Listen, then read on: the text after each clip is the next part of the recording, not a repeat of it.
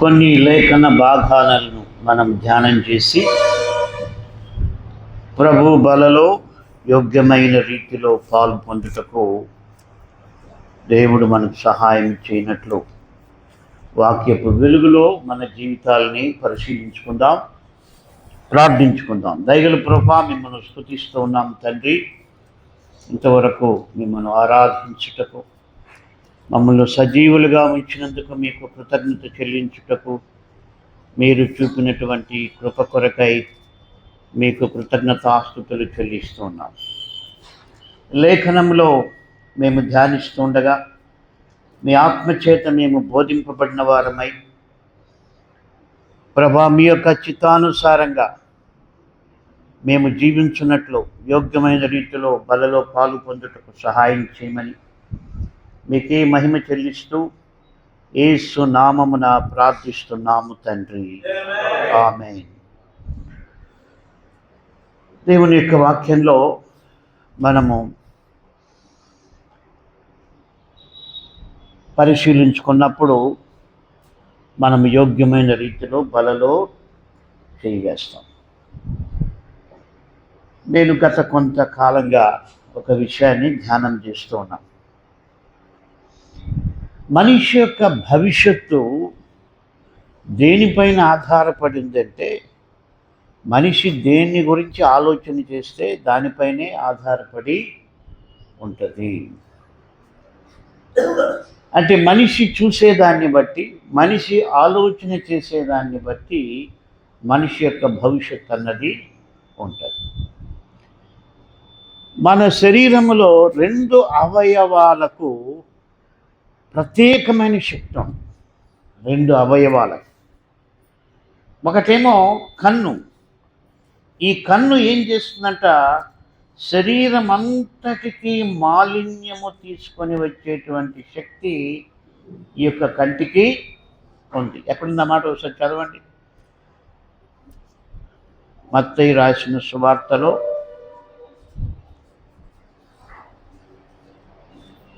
'నీ కన్ను తేటగా ఉండిన ఎడల', అది కాదండి, 'నీ కన్ను తేటగా ఉండిన', అక్కడ చదవండి, అక్కడే ఉంటుంది. 'నీ కన్ను తేటగా ఉండిన ఎడల నీ దేహమంతయు వెలుగుమయమై ఉండును. నీ కన్ను చీకటి అయితే నీ దేహమంతయు చీకటిమయమై ఉండును.'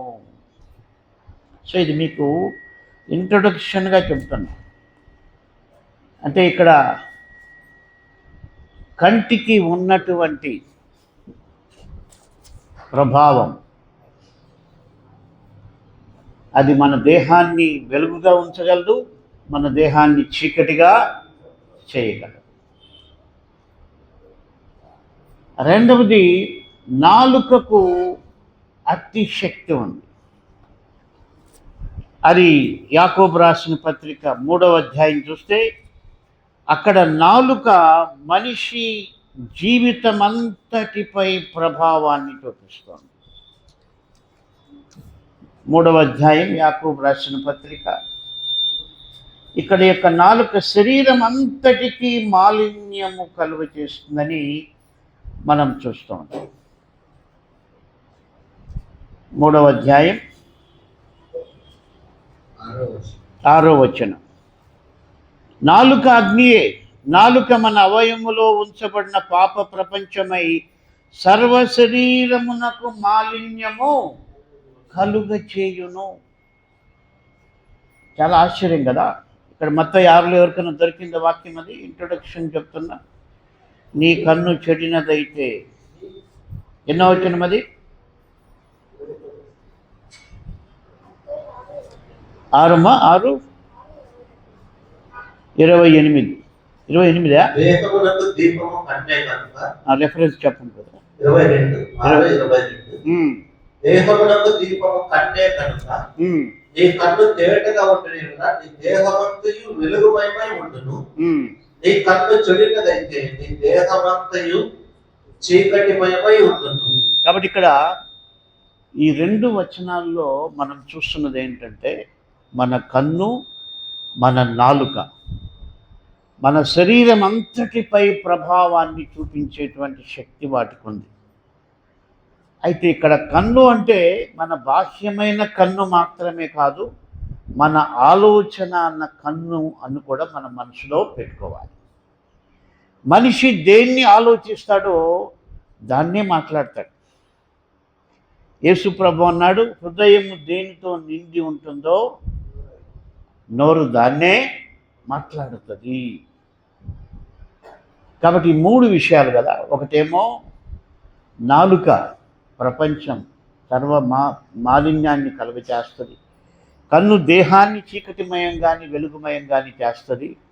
మన హృదయంలో నిండి ఉన్నది మన నోటిని ప్రభావితం చేస్తుంది.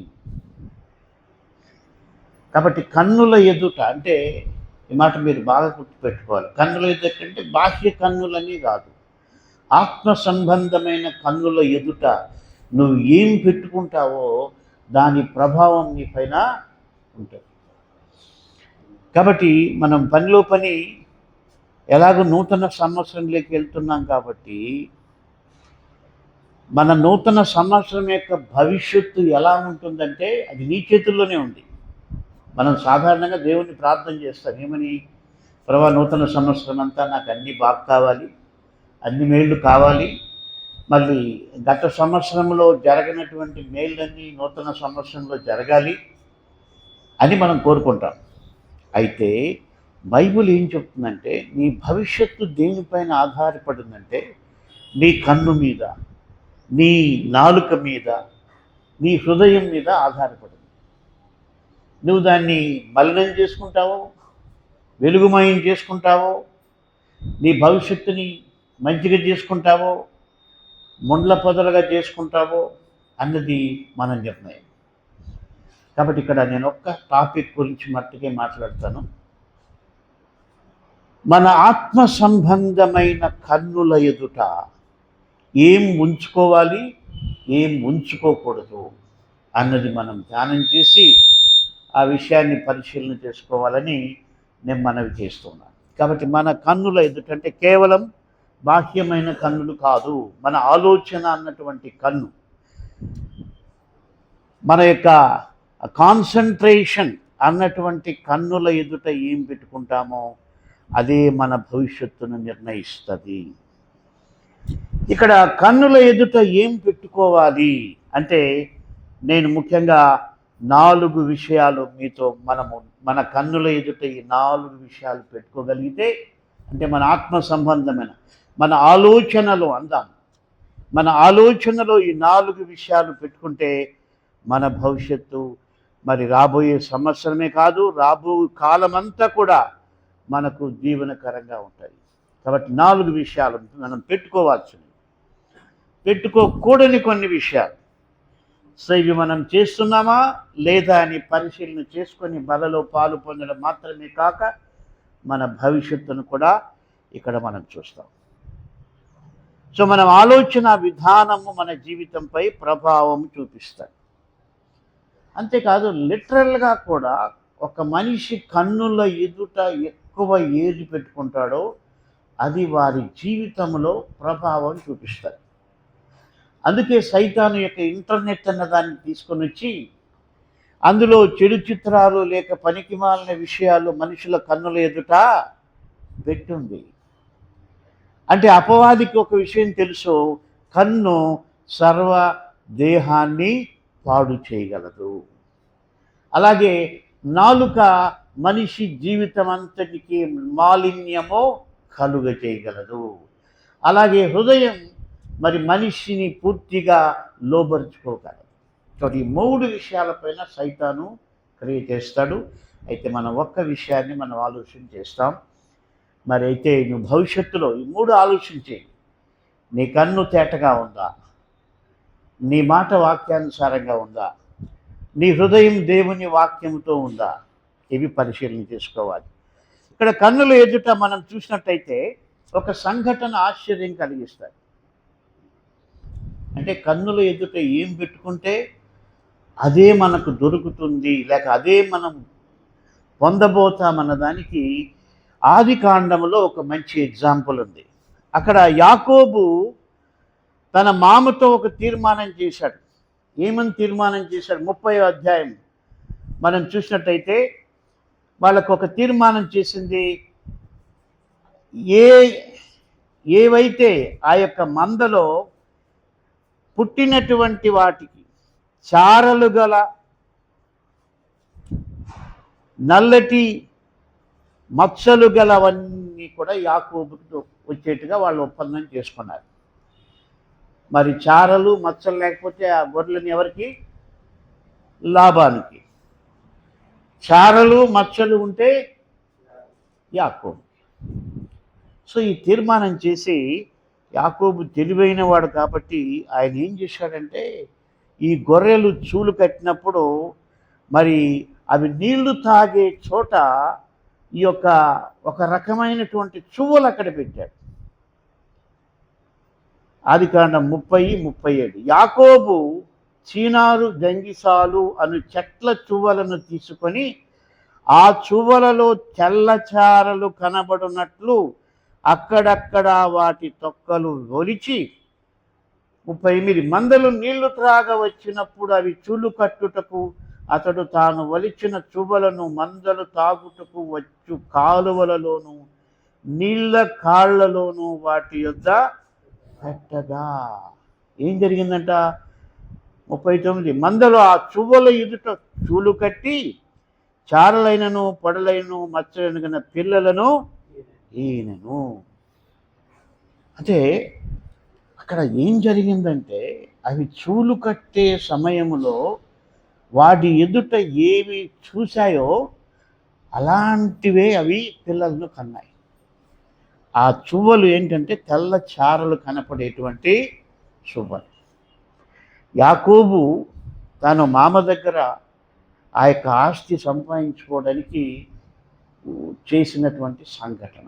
అయితే ఈ సంఘటన వల్ల మనకి ఏం తెలుస్తుందంటే, మనం కన్నుల ఎదుట ఏది పెట్టుకుంటామో అది మనలో గర్భం ధరిస్తుంది. అది మనలో గర్భము ధరిస్తుంది. అపవాది బైబిల్ని బాగా నమ్ముతాడు. మనం నమ్మినా నమ్మకపోయినా బైబిల్ని బాగా అపవాది నమ్ముతాడు. యాకోబు అన్నాడు, పాపము దురాశ గర్భము ధరించి పాపమును కనును.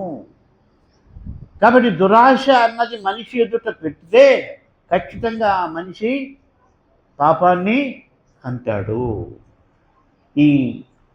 ఈ చువ్వలు పెట్టినప్పుడు ఎలాగైతే ఆ యొక్క మందలు చారలు గల పిల్లలను ఈనాయో, అలాగే అపవాది వ్యర్థమైనవి, మోసకరమైనవి, అపవిత్రమైనవి మనుషుల కళ్ళ ముందు పెడుతూ ఉన్నాడు ఇంటర్నెట్ ద్వారా. అప్పుడు వారి జీవితాలు ఎలాగ ఉంటాయి? వారి క్రియలు, వారి జీవితాలన్నీ కూడా మలినమైపోతాయి. కాబట్టి కన్నుల ఎదుట మనం మొట్టమొదట ఏవి ఉంచుకొనకూడదో చూద్దాం. ఇక్కడ ఈ ఎగ్జాంపుల్ ఎందుకు చెప్పానంటే, మనం ఏం ఉంచుకుంటే దాని ప్రభావం మన జీవితం పైన పడతాయి. కాబట్టి ఏం ఉంచుకోకూడదు అని మనం చూసినట్టయితే, మనం ఉంచుకోకూడని విషయాల్లో మనం చక్కగా ఆలోచన చేస్తే దావీదు ఒక మాట అంటున్నాడు, ఆయన ఏ దుష్కార్యమును నా కన్నుల ఎదుట ఉంచుకొనను. కీర్తనలు 101:3 ఆయన ఒక తీర్మానం చేశాడు, నా కన్నుల ఎదుట నేను ఏ దుష్కార్యమును ఉంచుకొనను. కాబట్టి మన కన్నుల ఎదుట ఏ దుష్కార్యము కూడా ఉంచుకోకూడదు. ఎందుకు? ఉంచుకుంటే అది నీ జీవితం పైన ప్రభావాన్ని చూపిస్తుంది. కొంతసేపు వెళ్ళి చూద్దామంటే కొంతసేపు కాదు, జీవితం పైన ప్రభావము పడుతుంది. అక్కడ ఆ యొక్క మందలు కూడా కొంతసేపు చూసింది. నీళ్లు తాగేటప్పుడు మట్టికే కదా చూసింది. అది ఎంతసేపు నీళ్లు తాగుతాయి మేకలు? రోజులో 24 గంటలు తాగవు కదా. బహుశా తాగితే అరగంట తాగుతాయి. కానీ ఆ తాగిన సమయంలో మరి ఏవైతే ఎదుట ఉన్నాయో వాటి యొక్క ప్రభావం వాటిపైన పడింది. కాబట్టి మనం ఈ వచ్చే సంవత్సరంలో లేక ఈ క్షణం నుంచి మనం పరిశీలించుకోవాల్సింది ఏంటంటే, ఏదైనా దుష్కార్యము మన జీవితంలో మన కన్నుల ఎదుట ఉంటే వాటిని మనము తొలగించుకోవాలి. రెండవది వ్యర్థమైనవి. 119:37 వ్యర్థమైనవి మన కన్నుల ఎదుట నుండి తొలగించుకోవాలి. మూడవది నిర్జీవ క్రియలను తొలగించుకోవాలి. నిర్జీవ క్రియలను తొలగించుకోవాలి. ఇక్కడ విచిత్రం ఏంటంటే, మనిషి తన ఎదుట నిర్జీవమైన దాన్ని ఉంచుకోవడానికి ఇష్టపడు కదా. ఎంత ప్రేమించిన వాళ్ళు చనిపోయినా ఆ యొక్క నిర్జీవమైన శవాన్ని ఎవరు కూడా ఇంట్లో పెట్టుకోరు. నిర్జీవమైందంటే దాన్ని ఏం చేస్తారు? 1 రోజు 2 రోజులకు తీసుకుపోయి సమాధి చేస్తారు తప్ప, మరి నన్ను చాలా ప్రేమించారని చెప్పి నిర్జీవమైంది కన్నుల ఎదుట పెట్టుకోరు. ఎందుకు పెట్టుకోరంటే, పెట్టుకుంటే అది ఉన్నంత వరకు ఏడుస్తూనే బతకాల్సి వస్తుంది కదా. అక్కడ అబ్రహాం ఒక మాట అన్నాడు. ఆయన భార్య సారా గురించి ఆయన ఆలోచన చేస్తూ ఆయన ఏమన్నాడంటే, నా కన్నుల ఎదుట నుండి ఆమెను తీసివేయుటకు మరి నాకు స్థలం కావాలని ఆయన ఆదికాండం 23:4 మీ మధ్య నేను పరదేశినిగాను పరవాసినిగాను ఉన్నాను. మృతి పొందిన నా భార్య నా కన్నుల ఎదుట ఉండకుండా ఆమెను పాతిపెట్టుటకు మీ తావునకు నాకు ఒక శ్మశాన భూమిని స్వాస్థ్యమగయుడని అడుగంటే ఎవరు కూడా పెట్టుకోవడానికి ఇష్టపడరు. అయితే ఆత్మ సంబంధమైన నిర్జీవ క్రియలను చాలామంది విశ్వాసులు కన్నుల ఎదుట పెట్టుకునే ఉన్నారు. అందుకే ఆత్మీయ జీవితం సరిగా లేదు.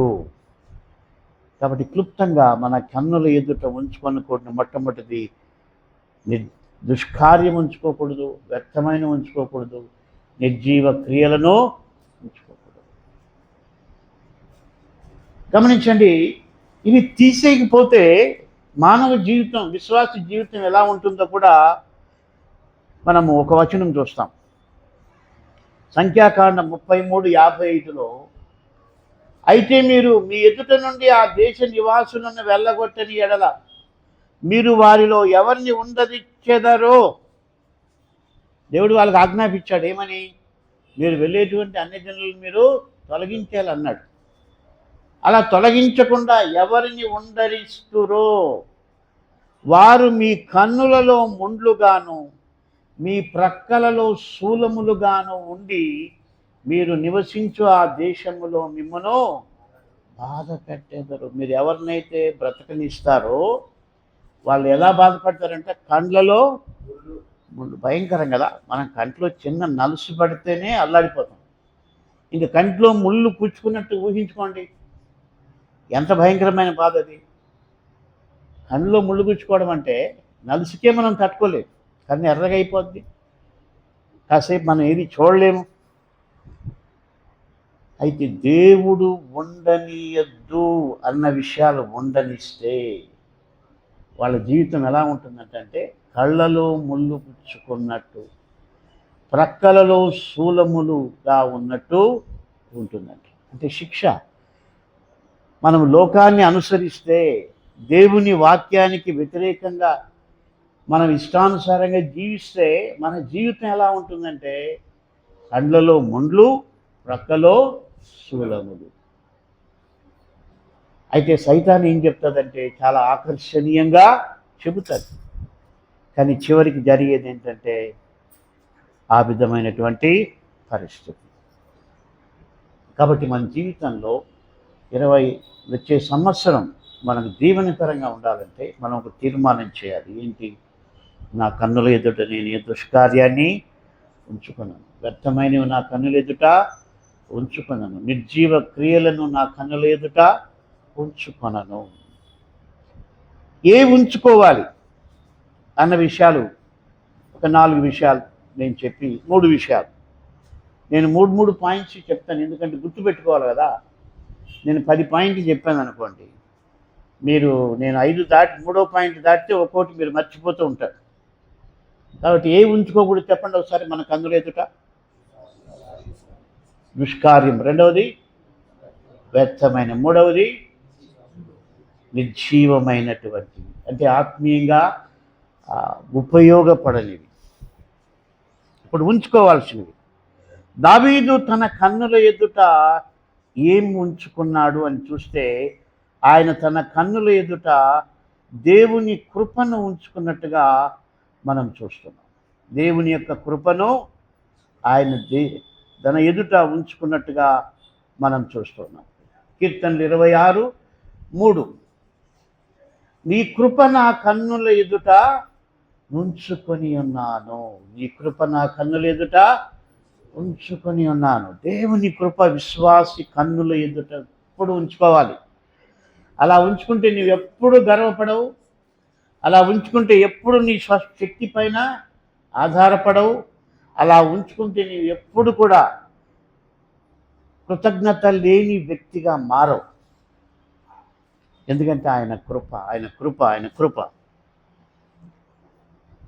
కాబట్టి ఆయన కృప 2 అక్షరాలలో ఎంత గొప్ప అద్భుతమైనటువంటి విషయాలు ఉన్నాయంటే, ఆయన కృపను గురించి బైబిల్ ఏం చెప్తుందంటే, మరియకు గాబ్రియేలు దూత వచ్చి ఏమన్నాడు? మరియా, భయపడకుము, నీవు కృప పొందితివి. దేవుని యొక్క కృపను నువ్వు పొందావు. ఏంటి ఆ కృప అంటే, అది ఎడబాయినటువంటి కృప, అది విడువని కృప. అంతేకాదు, పర్వతములు తొలగిపోయిన, మెట్టలు తత్తరిల్లిన, చెదరనటువంటి కృప. ఆ కృప ఏంటి? ఆకాశము కంటే ఎత్తైనటువంటి కృప. భూమి కంటే ఆకాశము ఎంత ఉన్నతముగా ఉన్నదో, ఆయన యందు భయభక్తులు గలవారిలో ఆయన కృప అంత అధికముగా ఉన్నది. ఇప్పుడు చిన్న విషయం, నిజంగా ఆ కృప మనకు అర్థమైతే ఇంకొకరిని మనము దూషించగలమా? ఇంకొకరిని మనం తృణీకరించగలమా? ఎందుకంటే నీకు ఇవ్వబడిన కృప వాళ్ళకి ఇస్తే వాళ్ళు నీకంటే భక్తులుగా ఉంటారు. చాలాసార్లు మనం మనుషుల్ని తక్కువగా చూస్తాం, అంటే తృణీకరిస్తాం. కారణం ఏంటంటే, నీకు దేవుని కృప అర్థము కాలేదు. దేవుని కృప నీ కన్నుల ముందర లేదు. కాబట్టి దేవుని కృప కన్నుల ముందు ఉంటే తప్పు చేయలేము.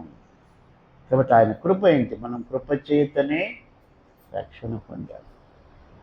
ఆయన కృప మనల్ని విడవలేదు కాబట్టి మనం విడవబడని వారిగా ఉన్నాము. ఆయన కృప అంత అధికముగా ఉన్నది కాబట్టి మనము దేవునికి దూరము కాలేదు. కాబట్టి ఆయన కృప అద్భుతమైనటువంటి కృప. కాబట్టి ఆ కృప మరియ పొందింది. కాబట్టి యేసు ప్రభు ఈ లోకంలో జన్మించాడు. యేసు ద్వారా మనము కృపను పొందాము, అందుకే మనము రక్షణ పొందాము. కాబట్టి ఈ కృప మన కన్నుల ఎదుట ఉండాలి. దేవుని కృప లేకపోతే మనం లోకంలో ఉన్న వాళ్ళు అందరికంటే చెడ్డోళ్ళమని నేను అనుకుంటాను. అంతే కదా, నేను అనుకుంటా అలాగా. ఆయన కృప లేకపోతే నేను అందరికంటే చెడ్డవాడిని. ఒకసారి నేను యేసు ప్రభువుని కొత్తగా నమ్మాను. యంగ్స్టర్, 25 సంవత్సరాలకు ఉన్నాను, మంచి యవ్వనంలో ఉన్నాను. ఒక విశ్వాసతోనే గొడవ వచ్చింది. ఆయన చాలా అన్యాయంగా మాట్లాడాడు. నన్ను చిత్రహింస పెట్టేటువంటి మాట మాట్లాడాడు. యాక్చువల్గా జరిగింది ఏంటంటే, అప్పుడు నేను ఒక పత్రిక ఉండేది, నిత్యశాంతి అని. అమెరికా నుంచి ఒక ఇండియన్ని నాకు ఉత్తరం రాశాడు. అయ్యా, నా పేరు నీ పత్రికలో పెడితే నీకు సంవత్సరానికి $10,000, అంటే ఆ రోజుల్లో లక్షల రూపాయలు ఇస్తానన్నాడు. నేను ఆయనకి ఏం చెప్పానంటే, సార్, మీ ఆత్మీయ జీవితం బాగాలేదు, మీ ఆత్మీయ జీవితాన్ని సరి చేసుకుంటే మీరు డబ్బులు ఇగిపోయినా మీతో కలిసి పనిచేస్తానని చెప్పారు. అది ఆయన మనసులో పెట్టుకొని నన్ను వేరే వాళ్ళకి ఎలా పరిచయం చేశాడంటే, గంగరాజు డబ్బు మనిషి అని చెప్పాడు. ఎట్లుంటుంది మనకు? మనం డబ్బును వద్దంటే ఆయన డబ్బు మనిషి అంటే ఎంత కోపం వస్తుంది. చిన్న వయసు, యవ్వన వయసు కాబట్టి నాకు అనిపించింది, ఒక కత్తి తీసుకొని పోయి నరికేద్దాం అనిపించింది. అంటే అంత ఎమోషన్ ఫీల్ అయిపోయాను. అయితే నాకు ఒకటి అలవాటు ఏంటంటే, కోపం వచ్చినా రోషం వచ్చినా వెంటనే ఒకసారి మోకరించి ప్రార్థన చేయడం నాకు అలవాటు. హల్లెలూయా. ఆవేశమైతే వస్తాను, ఎప్పుడెప్పుడు తీసుకెళ్ళిపోయి చేస్తుంటాను. వెంటనే మోకరిస్తే ప్రభు నాతో ఏమన్నాడంటే, అంతేకాదు ఇంకొక మాట అన్నాడు, ఆయన డబ్బు మనిషి, రెండవది ఆయన ఒక కోబ్రా అన్నాడు, ఆయన ఒక పాము అన్నాడు. ఈ రెండు మాటలకు నాకు చిరెత్తిపోయింది. నేను మోకరించినప్పుడు ప్రభు నాతో ఏం చెప్పాడంటే, నువ్వు ఎందుకు అంత ఆవేశపడుతున్నావు? నేను నిన్ను రక్షించకపోయింటే నువ్వు డబ్బు మనిషిగానే ఉండింటావు, అంతే కదా. నేను నిన్ను రక్షించకపోయింటే నువ్వు సర్పము కంటే భయంకరమైన మనిషివే. సర్పము కంటే నీవు భయంకరమైన మనిషివే. కాబట్టి ఆవేశపడక్కర్లేదు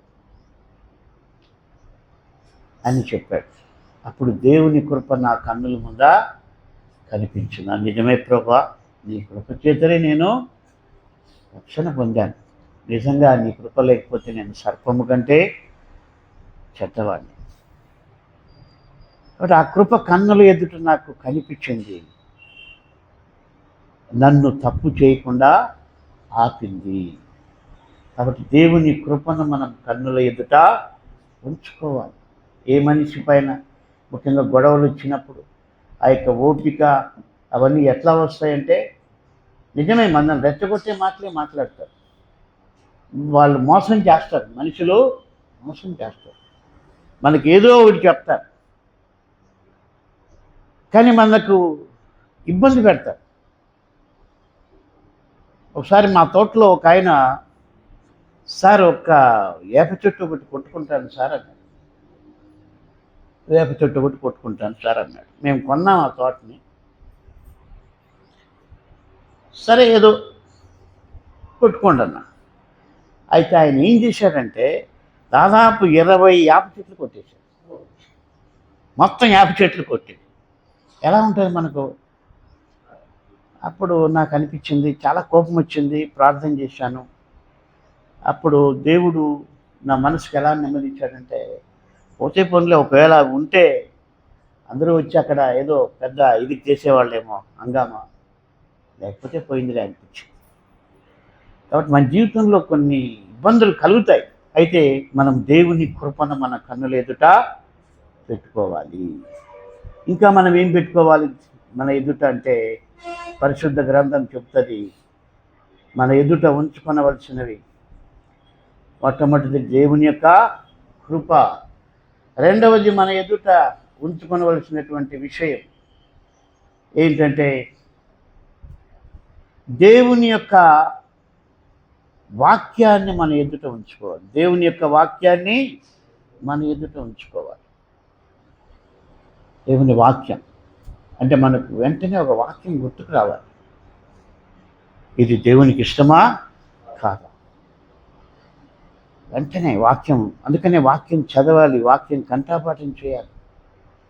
వాక్యం మనల్ని నడిపిస్తే తప్ప, వాక్యం మన కళ్ళ ముందు ఉంటే తప్ప.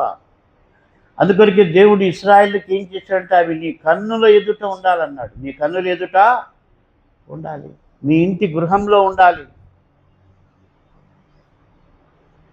అంటే అవి మన కన్నుల ఎదుట, అంటే మన ఆలోచన ఎదుట అవి ఉండాలి.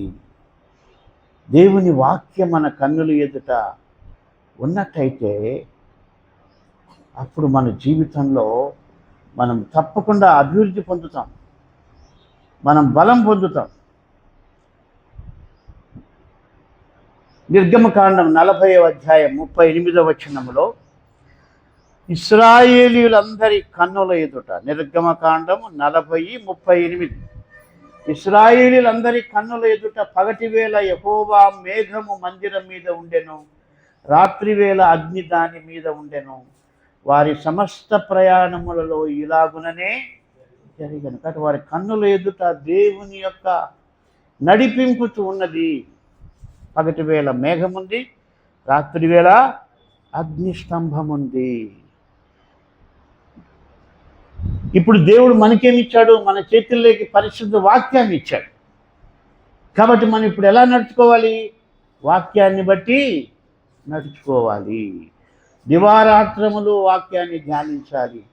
దివారాత్రములు దేవుని వాక్యము నడిపించినట్టే మనము నడవాలి. అంటే అది మన కన్నుల ముందట ప్రయారిటీ లిస్టులో ఉండాలి.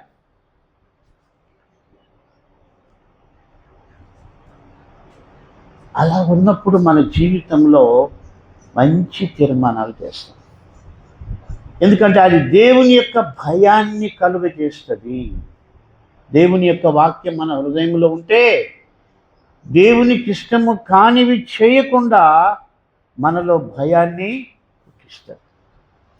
కాబట్టి మొట్టమొదటిది దేవుని కృప ఉండాలి. రెండవది దేవుని యొక్క వాక్యము ఉండాలి. మూడవది, అంటే ఈ మూడు చెప్పి మళ్ళీ వాటిని వివరిస్తాను. సామెతలు 3:21లో నా కుమారుడా, లెస్సైన జ్ఞానమును వివేచములను భద్రము చేసుకొనుము, వాటిని నీ కన్నుల ఎదుట నుండి తొలగిపోనీయకుము. అంటే నీ కన్నుల ఎదుట వాటిని ఉంచుకోవాలి, తొలగిపోనివద్దు.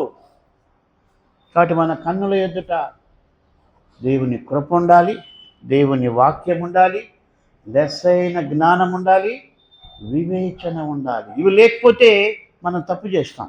ఇవి లేకపోతే మనం రాంగ్ డెసిషన్ చేస్తాం. ఇవి లేకపోతే మన భవిష్యత్తు దెబ్బతింటుంది. కాబట్టి మన జీవితంలో వీటిని మనం మన కన్నుల ఎదుట పెట్టుకోవాలి. దేవుని భయం. దావీదు సౌలును చంపడానికి ఆయనకు మంచి అవకాశం దొరికింది కదా. రాత్రి చీకటి, ఆయన గుహలోకి వెళ్ళాడు. ఈయన ముందుకు వచ్చాడు. ఆయన అంటే సౌలు దావీదుని చూడడం లేదు, దావీదుకు సౌలు కనిపిస్తున్నాడు. ఆయన వస్త్రపు చెంగుని ఆ పక్కనున్న కూడా ఏమన్నారు, ఆయన గొంతు కోసేమన్నారు కదా. మంచి సమయం వచ్చింది నీకు, ఇదే ఛాన్స్. ఎంతకాలం నువ్వు అరణ్యంలో తిరుగుతావు, ఎంతకాలం నీ కష్టాలు పడతావు. కాబట్టి ఒక్క ఆ చాకుతో తీగ కోసేస్తే పోయి నేరుగా సింహాసనం పైన కూర్చోవచ్చు అని చెప్పారు. అయితే దావీదు కన్నుల ఎదుట దేవుని వాక్యం, దేవుని భయమో ఉంది. అందుకే అన్నాడు, యెహోవా అభిషిక్తుని నేను చంపను, నేను ఆ పని చేయలేను. ఎందుకు? ఆయన కన్నుల ఎదుట దేవుని కృప ఉంది, దేవుని వాక్యం ఉంది.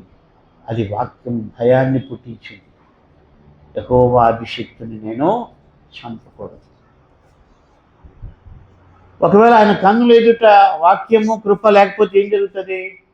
చంపేసి ఉంటాడు. ఆయన ఖచ్చితంగా చంపేసి ఉంటాడు. ఆయన మనకు మార్గదర్శిగా ఉండేవాడు కాదు. దావీదు గురించి బహుశా రాసి ఉండరు, అక్కడే అయిపోయింది అంతే. కాబట్టి మన జీవితంలో మన కన్నుల ఎదుట ఆయన కృప ఉండాలి, ఆయన వాక్యం ఉండాలి, లెస్సైన జ్ఞానము, వివేచన. ఇవి ఎలా కలుగుతాయి? ఇవి కూడా మళ్ళీ దేవుని వాక్యం ద్వారానే కలుగుతాయి. ఎవరి జీవితంలో అయితే దేవుని కృపను, దేవుని వాక్యాన్ని, లెస్సైన జ్ఞానాన్ని, వివేచనను వారి కన్నుల ఎదుట, అంటే కన్నులు అంటే మన ఆలోచన ఎదుట, మన మానసిక ఆలోచన ఎదుట ఇవి పెట్టుకుంటారో ఆ వ్యక్తుల భవిష్యత్తును దేవుడు తప్పకుండా దీవిస్తాడు. మంచి తీర్మానాలు చేస్తాడు. మోషేకు కూడా ఈ 4 విషయాలు ఉన్నాయి. మోషే జీవితంలో కూడా ఈ 4 ఉన్నాయి. ఏమేమి ఉన్నాయి? మొదటిది ఏంటి? దేవుని యొక్క కృప. రెండవది వాక్యం. మూడవది లెస్సైన జ్ఞానం. నాలుగవది వివేచన. సో ఇవన్నీ కూడా మోషే కూడా కలిగి ఉన్నాడు. అందువల్లనే మోషే అద్భుతమైన తీర్మానాలు చేశాడు తన భవిష్యత్తు గురించి. హెబ్రీయులకు రాసిన పత్రిక వెళ్దాం. 11వ అధ్యాయం మనం చూసినట్టయితే మోషే ఇక్కడ ఆయన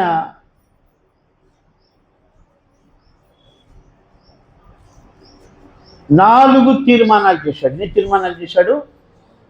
4 తీర్మానాలు చేశాడు.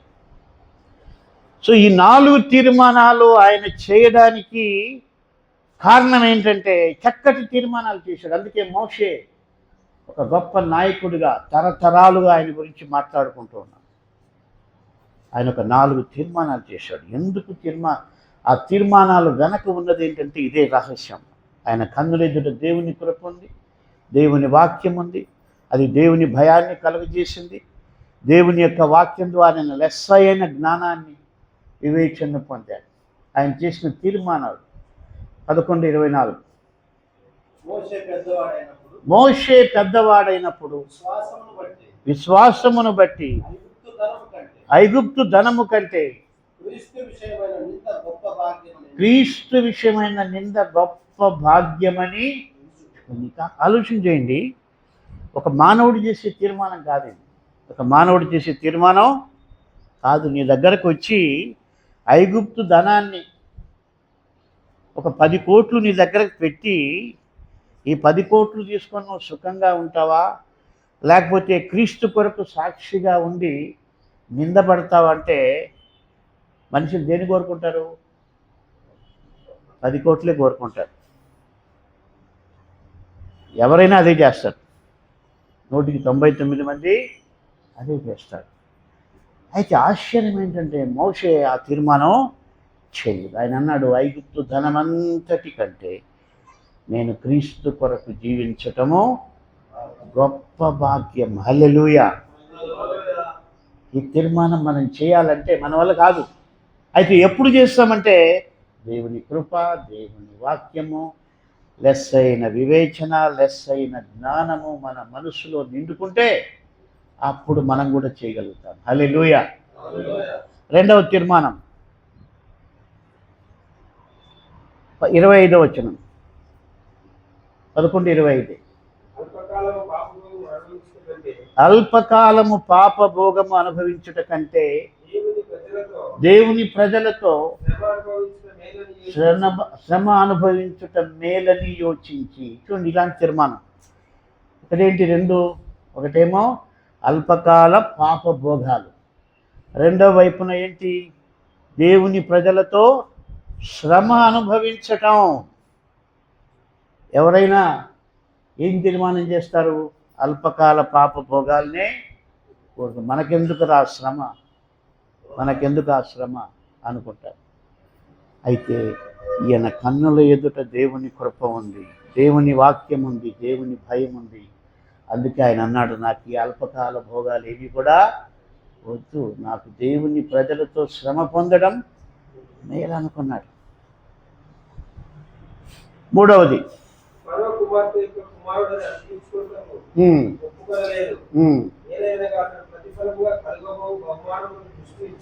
గమనించండి. ఫరో కుమార్తె యొక్క కుమారుడిని అనిపించుకోవడానికి ఆయన ఇష్టపడలేదు. చాలా ఆశ్చర్యం కదా. ఒక మనిషి గొప్పవాడు అనిపించుకోవడానికి ప్రయాసపడతాడు కదా. అంటే పలాని గొప్పవాళ్ళు మా బంధువులని చెప్పుకోవడానికి మనుషులు ఇష్టపడతారు కదా. ఇష్టపడతారా? ఇష్టపడరా? అరే, ఫరో కుమారుడు అనిపించుకుని కూడా ఆయన ఇష్టపడలేదంట. అంటే ఏంటి? అతి శ్రేష్టమైనటువంటి పొజిషన్ అది. అయితే ఆయన ఏమంటున్నాడు? అది నాకు వద్దు, అది నాకు వద్దు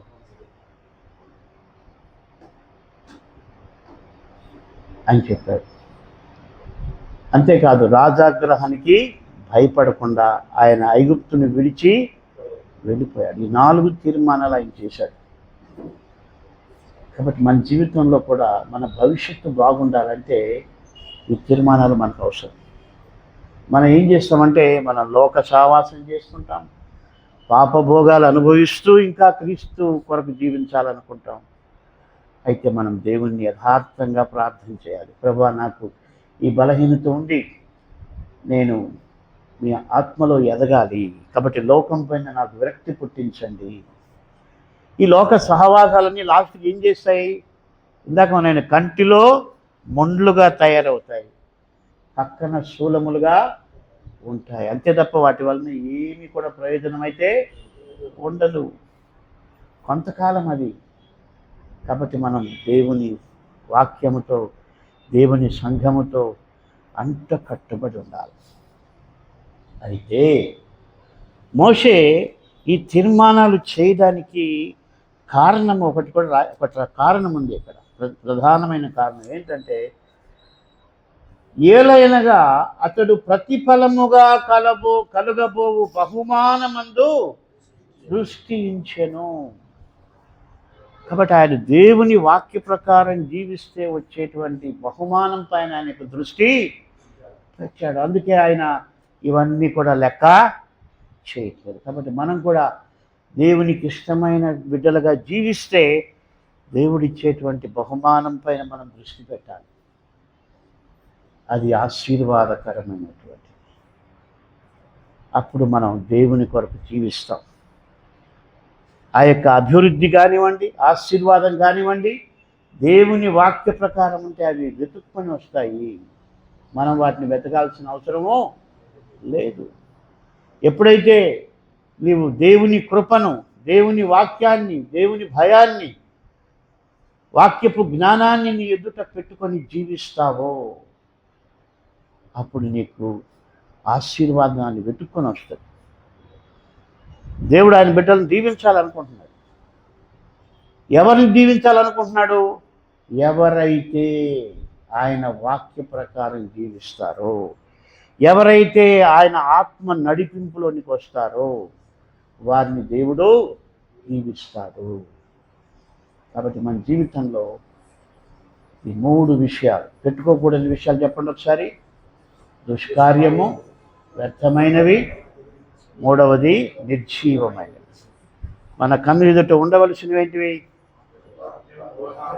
దేవుని వాక్యము, లెస్సైన జ్ఞానము, ద్వేషం. ఇంకా చక్కగా మనం నడుస్తాం. అన్ని పరిస్థితుల్లో కూడా దేవుడు ధైర్యం ఇస్తాడు. ఒకవేళ అనారోగ్యమే కలిగితే బైబిల్ చెబుతుంది, రోగశయ్య మీద యెహోవా వానిని ఆదరించును. హల్లెలూయా. ఒకవేళ కష్టమే కలిగితే శ్రమలోనైనా అతనికి తోడై ఉండేదను. హల్లెలూయా. గాఢాంధకారము లోయలో సంచరించే పరిస్థితి వస్తే కూడా ఆయన దుడ్డు కర్ర, ఆయన దండం మనల్ని ఆదుకుంటుంది. కష్టాలు రావని కాదు, అయితే వాటిని నిలబెట్టేటువంటి నిలదొక్కునేదానికి శక్తిని దేవుడు ఇస్తాడు. కాబట్టి మీరు నూతన సంవత్సరంలో ఇప్పుడు బలలో పాలు పొందడానికి ముందు పరిశీలన చేసుకోనండి. మీ భవిష్యత్తు మీ చేతుల్లో ఉంది. చివరిగా మాట చదివి నేను ముగిస్తాను. యెహోషువతో దేవుడు మాట్లాడుతూ, యెహోషువ చాలా కన్ఫ్యూషన్లో ఉన్నాడంటే ఏం చేయాలో దిక్కు తోచలేదు. మోషే చనిపోయాడు. మోషే చనిపోతే నాయకత్వం ఈయన పైన పడింది. అప్పుడు అక్కడ మనం చూసినట్టయితే యెహోషువ గ్రంథంలో ఆయన నాయకుడిగా ముందుకు నడిపించాల్సి ఉంది. అయితే పరిస్థితులన్నీ కూడా మరి చాలా భయంకరంగా ఉన్నాయి. అంటే వీళ్ళు నా మాట వింటారో వినరో, ఎవరో ఒకరా ఇద్దరా, ఎంతమంది? 6 లక్షల మందిని మెయింటైన్ చేయడం అంటే సులభమైన విషయమా? 6 లక్షల మంది. దాంట్లో ఎలాంటి వాళ్ళు ఉన్నారు? తిరుగుబాటు చేసేవాడు ఉన్నాడు, తిట్టేవాడు ఉన్నాడు, సనిగేవాడు ఉన్నాడు, అన్ని రకాలు ఉన్నారు. వాళ్ళందరినీ నడిపించాలంటే యెహోషువకి ఏం చేయాలో అర్థం కాలేదు. అయితే దేవుడు ఆయనతో మాట్లాడాడు. ఏం మాట్లాడాడంటే, ఒకసారి యెహోషువ గ్రంథం 1వ అధ్యాయం చూస్తే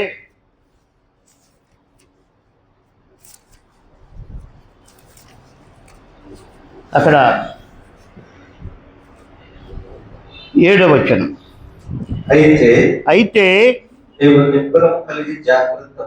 నీవు నిబ్బరము కలిగి జాగ్రత్తపడి బహుధైర్యముగా ఉండి నా సేవకుడైన మోషే నీకు ఆజ్ఞాపించిన ధర్మశాస్త్రం అంతటి చొప్పున చేయవలెను. నా సేవకుడైన మోషే నీకు ఆజ్ఞాపించిన ధర్మశాస్త్రం అంతటి చొప్పున చేయవలెను. అప్పుడు ఏం జరుగుతుందో చూడండి. ఏం జరుగుతుంది? నీవు నడుచు ప్రతి మార్గమున చక్కగా ప్రవర్తించున్నట్లు నీవు దాని నుండి కుడికి గాని ఎడమకు గాని తొలగకూడదు. నీవు దాని నుండి కుడికి గాని ఎడమకు గాని తొలగకూడదు. 8 కూడా, ఈ ధర్మశాస్త్ర గ్రంథము నీవు బోధింపక తప్పిపోకూడదు. ఈ ధర్మశాస్త్ర గ్రంథమును నీవు బోధింపక తప్పిపోకూడదు. దాంట్లో రాయబడిన వాటన్నిటి ప్రకారం చేయటకు దానిలో రాయబడిన వాటన్నిటి ప్రకారము చేయుటకు నీవు జాగ్రత్త పడినట్లు దివారాత్రము దాన్ని ధ్యానించిన ఎడల నీవు జాగ్రత్త పడినట్లు దివారాత్రము దాన్ని ధ్యానించిన ఎడల నీ మార్గమును వర్ధిల్ల చేసుకొని చక్కగా నీ మార్గమును వర్ధిల్ల చేసుకొని చక్కగా ప్రవర్తించదవు. ఇక్కడ ఒక్క మాట, ఎవరు వర్ధిల్ల చేసుకుంటున్నాడు? దేవుడా యెహోషువనా? యెహోషువ వర్ధిల్ల చేసుకుంటున్నాడు. ఎలా వర్ధిల్ల చేసుకుంటున్నాడు? దేవుని వాక్య ప్రకారము తన జీవితాన్ని మలుచుకున్నప్పుడు ఏమవుతుంది అక్కడ? తన జీవితాన్ని వర్ధిల్ల చేసుకుంటున్నాడు.